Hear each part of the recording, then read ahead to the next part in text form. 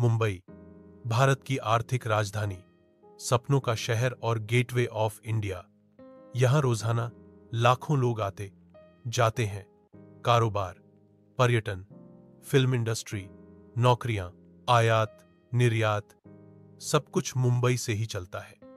ऐसे में हवाई यात्रा मुंबई की रगों में खून की तरह बहती है। लेकिन 1990 के दशक तक आते एक समस्या गंभीर रूप लेने लगी। छत्रपति शिवाजी महाराज अंतरराष्ट्रीय हवाई अड्डा सीएसएमए, जो कि अंधेरी, सांता क्रूज और सहार क्षेत्र में स्थित है, धीरे धीरे अपनी क्षमता से ज्यादा बोझ उठाने लगा।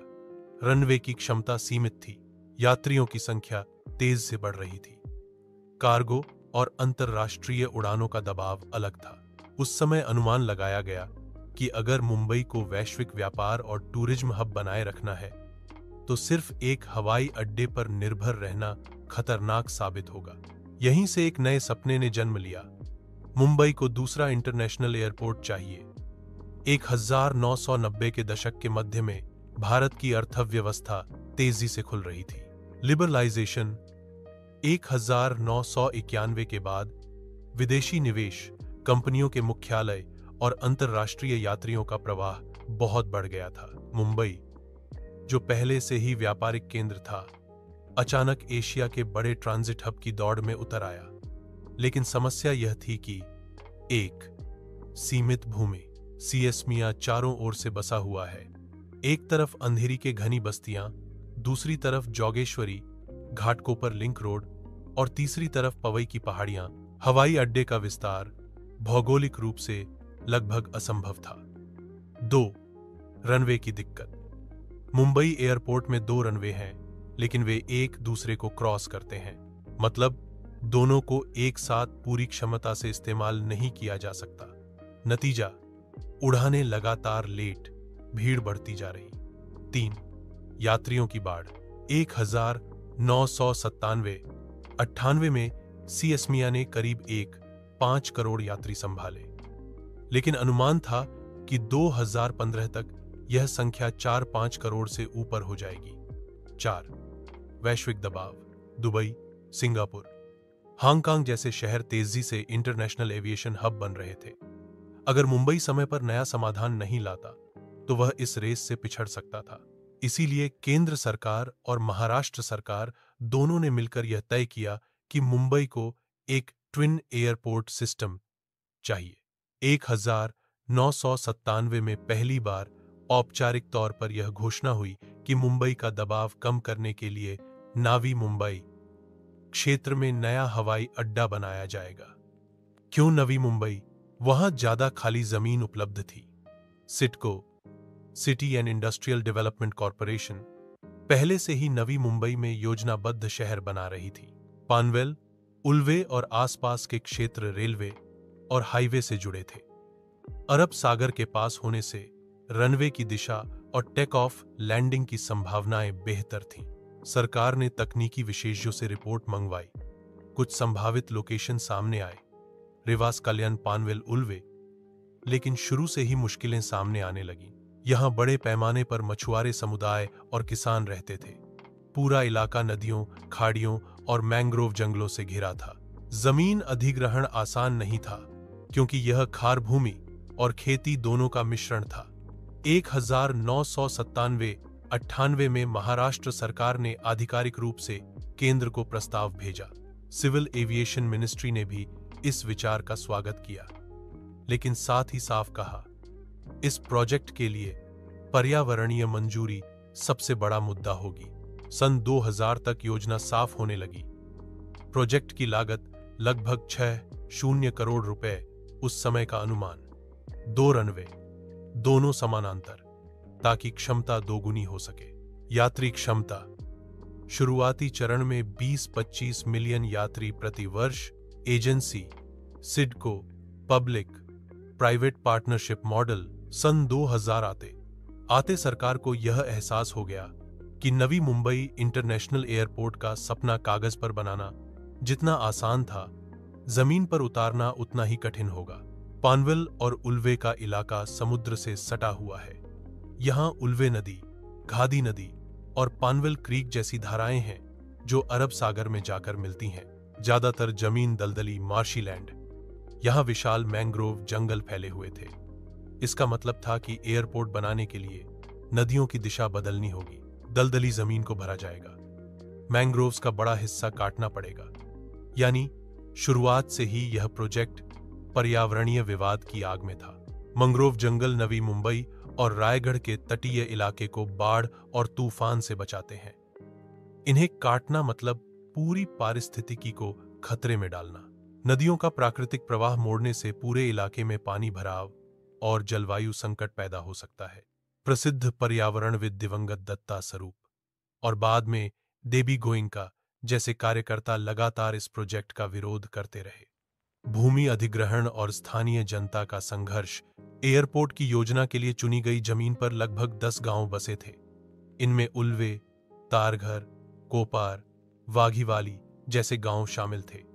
इन गांवों के लोग मुख्यतः मछली पकड़ने का काम करते थे, धान की खेती करते थे, छोटी छोटी बस्तियों में रहते थे। अधिग्रहण की शुरुआत CIDCO, city and industrial development corporation को नोडल एजेंसी बनाया गया। इसका मतलब सिडको ही जमीन खरीदेगी, लोगों का पुनर्वास करेगी और प्रोजेक्ट डेवलपमेंट संभालेगी। सिडको ने ग्रामीणों से कहा उन्हें उचित मुआवजा दिया जाएगा, पुनर्वास कॉलोनी बनाई जाएगी, परिवारों को नए घर और सुविधाएं मिलेंगी। लेकिन हकीकत इतनी आसान नहीं थी। विरोध की आवाज गांव वालों ने कहा, हमें सिर्फ पैसों से नहीं, पहचान से जोड़ा गया है। खेती और मछली पकड़ना हमारा जीवन है, सिर्फ फ्लैट देकर यह छीन नहीं सकते। मुआवजे की रकम बाजार मूल्य से बहुत कम है। कई बार धरना प्रदर्शन हुए, सड़कें जाम की गईं और स्थानीय नेताओं ने सिडको पर दबाव बनाया। राजनीतिक इच्छा शक्ति और निर्णय। इस दौरान महाराष्ट्र की राजनीति में बदलाव होता रहा। 1999 2004 तक विलासराव देशमुख कांग्रेस मुख्यमंत्री थे। 2004-2008 में भी कांग्रेस एनसीपी गठबंधन सरकार रही।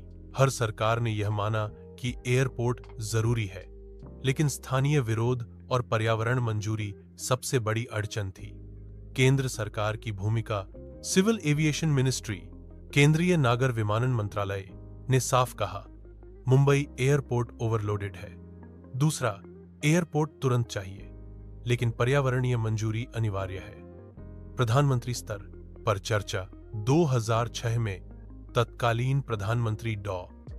मनमोहन सिंह ने भी बैठक में यह मुद्दा उठाया। उन्होंने कहा कि यह प्रोजेक्ट राष्ट्रीय प्राथमिकता का है। पर्यावरण मंत्रालय की कड़ी शर्तें। 2007 में परियोजना की डिटेल्ड प्रोजेक्ट रिपोर्ट डीपीआर केंद्र को भेजी गई। MoEF, ministry of environment and forests ने कहा, मैंग्रोव के बड़े हिस्से को काटने की अनुमति नहीं दी जा सकती। उल्वे नदी और घादी नदी को बिना पर्यावरणीय आकलन मोड़ा नहीं जा सकता। एयरपोर्ट की रनवे दिशा और टर्मिनल डिजाइन में बदलाव करने होंगे। सिडको ने मंत्रालय को आश्वासन दिया, खोई गई मैंग्रोव जमीन के बदले कॉम्पेंसेटरी अफॉरेस्टेशन किया जाएगा। नदियों का प्रवाह मोड़ते समय फ्लड कंट्रोल मैकेनिज्म बनाया जाएगा। विस्थापितों के लिए नई बस्तियां बनाई जाएंगी। नवंबर 2010 में तत्कालीन पर्यावरण मंत्री जयराम रमेश ने इस प्रोजेक्ट को अंतिम पर्यावरणीय मंजूरी दी। यह मंजूरी कड़ी शर्तों के साथ थी।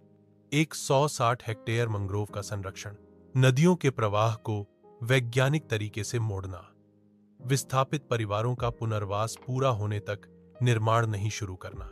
यानी 13 साल की जद्दोजहद के बाद यह प्रोजेक्ट आखिरकार हरी झंडी पा गया।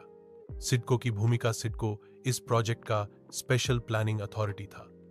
इसने जमीन अधिग्रहण की प्रक्रिया शुरू की, नए शहर पुष्पक नगर की योजना बनाई जहां विस्थापितों को बसाया जाना था। एयरपोर्ट प्रोजेक्ट के लिए प्राइवेट पार्टनर खोजने का काम शुरू किया। PPP, public private partnership. सरकार ने तय किया कि यह प्रोजेक्ट पूरी तरह सरकारी फंड से नहीं बनेगा।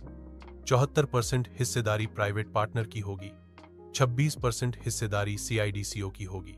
इस मॉडल के तहत सिडको ने ग्लोबल टेंडर निकाले। बोली लगाने वाले दिग्गज 2010 तक कई बड़ी कंपनियां इसमें रुचि दिखाने लगी। जीवीके, जो पहले से मुंबई एयरपोर्ट संभाल रही थी, GMR, Delhi airport operator, LT, अन्य विदेशी कंपनियां। 2010 में जब पर्यावरण मंत्रालय ने एयरपोर्ट प्रोजेक्ट को मंजूरी दी, तब सबसे बड़ी चुनौती सामने आई, गांवों का विस्थापन। एयरपोर्ट के लिए लगभग 786 परिवारों को अपनी जमीन और घर छोड़ने पड़े।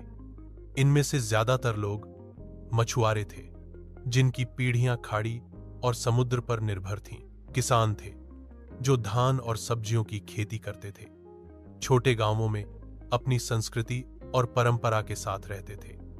सिडको ने दावा किया, हर प्रभावित परिवार को 400 वर्ग फीट का घर मिलेगा। विस्थापन कॉलोनी पुष्पाक नगर में आधुनिक सुविधाएं होंगी। बच्चों के लिए स्कूल, अस्पताल और रोजगार के अवसर दिए जाएंगे। ग्रामीणों का दर्द, लेकिन जमीन पर हकीकत कुछ और थी। विस्थापन कॉलोनियों का काम धीरे धीरे हुआ। घरों का आकार और सुविधाएं वादे से कम निकली। किसानों को लगा कि मुआवजा बाजार भाव से बहुत कम दिया गया। गांव वालों ने कई बार आंदोलन किए। 2011 और 2012 में उल्वे और पानवेल में बड़े प्रदर्शन हुए। मछुआरों ने कहा कि उनकी जीविका का कोई विकल्प नहीं दिया गया। किसानों ने मुआवजे की दरें बढ़ाने की मांग की। टकराव। सिडको और प्रशासन ने समझौते करने की कोशिश की, लेकिन असंतोष पूरी तरह कभी खत्म नहीं हुआ। इसी वजह से एयरपोर्ट का काम बार बार रुकता और आगे बढ़ता रहा। 2011 में सिडको ने अंतर्राष्ट्रीय स्तर पर बोली आमंत्रित की। कई दिग्गज कंपनियां सामने आईं। जीवीके, जो उस समय मुंबई एयरपोर्ट का संचालन कर रही थी, GMR, Delhi airport operator, LTSR, और कुछ विदेशी कंसोर्टियम। जीवीके की जीत 2012 में GVK led Mumbai international airport limited, MIAL, ने बोली जीती। जीवीके के पास पहले से सीएसएमआईए का नियंत्रण था। इससे सरकार को लगा कि एक ही कंपनी अगर दोनों एयरपोर्ट संभालेगी तो ट्विन एयरपोर्ट मॉडल आसान होगा। जीवीके को 74% हिस्सेदारी मिली, जबकि सिडको ने 26% हिस्सेदारी अपने पास रखी। जीवीके के साथ शुरुआती समस्याएं, वित्तीय संकट। जीवीके को शुरू से ही फंड जुटाने में दिक्कत आई। कंपनी पर पहले से ही कर्ज था। वैश्विक स्तर पर एविएशन इंडस्ट्री मंदी से गुजर रही थी। निवेशक झिझक रहे थे। देरी पर देरी जीवीके ने कई बार दावा किया कि 2014 तक निर्माण शुरू कर देंगे, लेकिन जमीन अधिग्रहण पूरी नहीं हुई थी। विस्थापन का विरोध जारी था। पर्यावरणीय शर्तें पूरी करने में समय लग रहा था। 2014 आते आते एयरपोर्ट प्रोजेक्ट में कोई ठोस निर्माण कार्य नहीं हुआ था। बदलाव और नई ऊर्जा। महाराष्ट्र की राजनीति। 2014 में महाराष्ट्र में सत्ता बदली। देवेंद्र फडणवीस भाजपा मुख्यमंत्री बने। उन्होंने इस प्रोजेक्ट को सपनों का प्रोजेक्ट बताया। फडणवीस ने कई बार समीक्षा बैठकें की और कहा, यह एयरपोर्ट अब और नहीं टल सकता, इसे समयबद्ध तरीके से पूरा करना होगा। प्रधानमंत्री का दखल। 2014 में नरेंद्र मोदी प्रधानमंत्री बने। उन्होंने भी इस प्रोजेक्ट को राष्ट्रीय प्राथमिकता में रखा। केंद्र और राज्य सरकार दोनों ने मिलकर सिडको और जीवीके पर दबाव बनाया। शुरू होने की कोशिश। भूमि पूजन। 2015 में पहली बार एयरपोर्ट प्रोजेक्ट का भूमि पूजन किया गया। समारोह में प्रधानमंत्री नरेंद्र मोदी और मुख्यमंत्री फडणवीस मौजूद थे। व्यवहारिक चुनौतियां। लेकिन भूमि पूजन के बाद भी जमीन पूरी तरह खाली नहीं हो पाई। नदी मोड़ने और जमीन भराई का काम तकनीकी रूप से बेहद कठिन था। जीवीके अब भी फंड की कमी से जूझ रही थी। अदानी ग्रुप की एंट्री जीवीके का संकट गहराया। 2017-18 तक जीवीके पर कर्ज का बोझ इतना बढ़ गया कि वह प्रोजेक्ट को आगे नहीं बढ़ा पा रही थी। उस पर बैंकों का दबाव था। अडानी की रणनीति। 2018 में अडानी ग्रुप, जिसने हवाई अड्डा सेक्टर में तेजी से कदम बढ़ाना शुरू किया था, ने इस प्रोजेक्ट में दिलचस्पी दिखाई। विवादास्पद बदलाव, जीवीके और अडानी के बीच शेयर ट्रांसफर को लेकर विवाद हुआ। शुरू में जीवीके नहीं मान रही थी, लेकिन धीरे धीरे वित्तीय दबाव ने उसे मजबूर कर दिया। 2018 के अंत तक यह तय हो गया कि अडानी एयरपोर्ट्स होल्डिंग्स लिमिटेड ही नवी मुंबई एयरपोर्ट का वास्तविक डेवलपर बनेगा। राजनीति और नामकरण विवाद। इस दौरान एक और विवाद उठा। एयरपोर्ट का नाम किसके नाम पर होगा? स्थानीय अग्री और कोली समुदाय ने मांग की कि एयरपोर्ट का नाम डी बी पाटिल के नाम पर रखा जाए, जो किसान नेता थे। सरकार और सिडको ने पहले इसे नवी मुंबई इंटरनेशनल एयरपोर्ट ही रखने की बात कही। विरोध प्रदर्शन। हजारों की संख्या में लोग सड़क पर उतरे। सिडको कार्यालय घेराव हुआ। कई बार प्रशासन को वादा करना पड़ा कि स्थानीय लोगों की भावनाओं का सम्मान किया जाएगा। एयरपोर्ट को लेकर सबसे बड़ा संघर्ष विस्थापन और मुआवजे पर रहा। जीवीके को प्रोजेक्ट मिला, लेकिन वित्तीय संकट और विरोध के चलते काम आगे नहीं बढ़ा। 2014 के बाद केंद्र और राज्य सरकार ने दबाव डाला। आखिरकार जीवीके पीछे हट गई और अडानी ग्रुप मैदान में आया। नामकरण विवाद भी स्थानीय राजनीति का बड़ा मुद्दा बन गया।